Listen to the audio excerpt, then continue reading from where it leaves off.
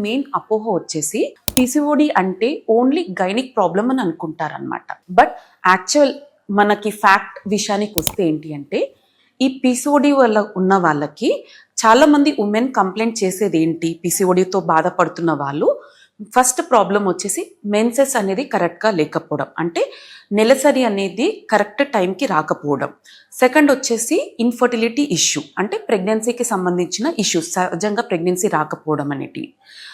చాలా మందికి ఇది ఒక్కటే ప్రాబ్లం అనుకుంటారు, కానీ తెలియని విషయం ఏంటి అంటే పీసీఓడి అనేది ఒక metabolic disorder and hormonal disorder.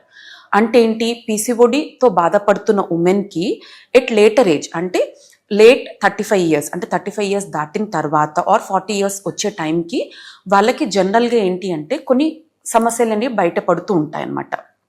ఏంటి అంటే పీసీఓడి ఉన్న వాళ్ళకి మెయిన్గా ఒబెసిటీ ప్రాబ్లం అనేది ఉంటుందన్నమాట, అంటే అధికంగా బరువు ఉండడం.